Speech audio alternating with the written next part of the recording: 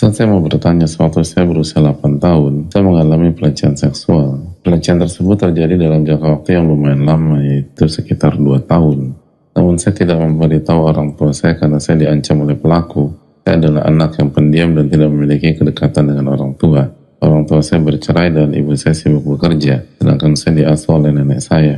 Puncaknya ketika saya memasuki sekolah menengah atas, saya merasakan saya memiliki perasaan suka sesama jenis, yaitu sahabat saya sendiri. Saya berusaha untuk tidak melakukan hal-hal yang Allah tidak ridhoi, namun saya kesulitan. Setelah 6 tahun berlalu, saya berjuang melawan perasaan ini, namun sekarang saya malah menyukai teman ngaji saya.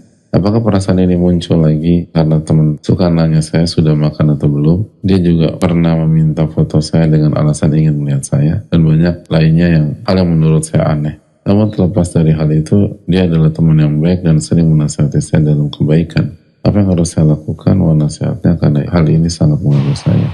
Yang pertama, apa yang terjadi pada kita di waktu kecil, khususnya ketika kita lagi lemah dan kita terkondisikan demikian, itu bukan salah kita, dan jangan sampai kita terkungkung dengan hal tersebut. Minta pertolongan kepada Allah dan perbanyak ibadah dan takarub kepada Allah SWT. Dan wa'atmi sayyi'atal hasanata buha, dan ikutilah hal yang buruk dengan hal yang baik, niscaya hal yang baik itu akan menghapus hal yang buruk.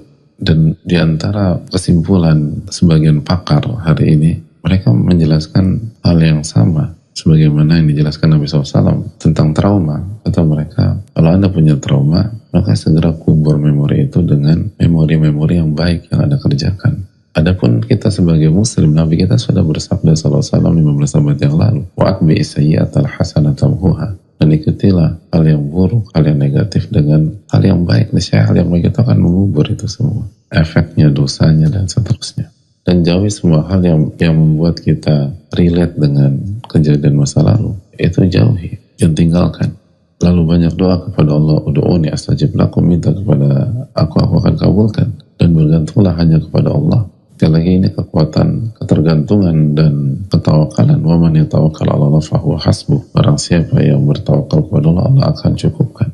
Lalu ulama fikih menjelaskan dalam masalah-masalah seperti ini bahwa apabila seseorang punya arah terjatuh ke dalam hal yang haram, atau seseorang punya kecenderungan aktivitas seksual yang tidak normal, maka dia harus menjauhi objek atau harus menjauhi segala hal yang recall dia kepada kesana. Dan dia harus jauhi objeknya. Itu kata para ulama, kata fuqaha dalam masalah, kata para ulama fikih. Kalau arahnya ke hal yang haram atau aktivitas seksual yang tidak normal, itu harus dijauhkan. Artinya kalau udah ada tanda-tanda seperti ini, maka jauhi teman tersebut. Dan sekali lagi, orang-orang yang baik tidak hanya satu, walaupun susah ya. Tapi sekali lagi, apa yang dilakukan tidak mengarah ke sana. Harusnya penanya memiliki alat sensor yang lebih kuat daripada banyak pihak, atau alat sensor yang lebih sensitif. Nah, kalau sensornya udah bunyi, ya udah.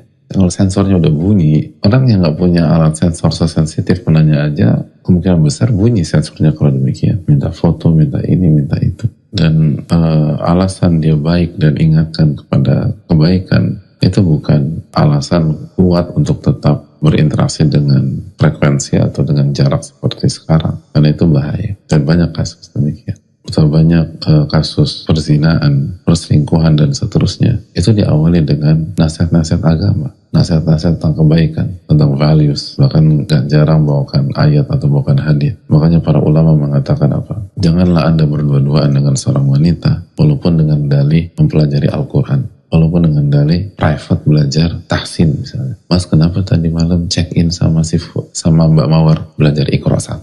Gak ada ceritanya belajar Iqra 1. Anda berdua-duaan dengan seorang wanita di sebuah kamar atau sebuah hotel, walaupun alasannya belajar Iqra, kita khataman, nggak bisa. Jadi jangankan memberikan nasihat yang baik, alasannya belajar kitab suci, kitabullah, nah diperbolehkan sama ulama. Itu menunjukkan bahwa ulama mengerti, karena mereka kan menguasai Al-Quran dan Sunnah Nabi SAW dan mengerti kehidupan. Ini tuh pintu masuk yang enak, ini pintu masuk yang empuk. Apalagi sudah ada indikator-indikator seperti ini. Para ulama mengatakan inna labiba bil isyarat yafhamu. Orang yang cerdas itu mengerti hanya dengan isyarat. Apalagi ini isyarat itu sign, tanda, itu isyarat. Adapun orang yang bodoh harus dipukul dulu dengan kayu, kata para ulama. Jadi orang yang bodoh itu harus kejedot dulu baru ngerti, oh iya benar ya. Nah itu kata para ulama, itu bodoh tuh. Tapi kalau orang-orang yang cerdas, enggak. Bahkan dia nggak perlu dibilangin. Dia cuma baca, ada sign ini, ada sign ini. Ini nggak benar. Ada tanda ini, ada tanda ini. Ini nggak benar. Itu orang cerdas. Dia nggak perlu nunggu jatuh dulu. Nggak perlu nunggu kejedot dulu. Nggak perlu ditegur keras dulu. Nggak perlu bilang hati-hati ya mas. Enggak. Dia baca sign.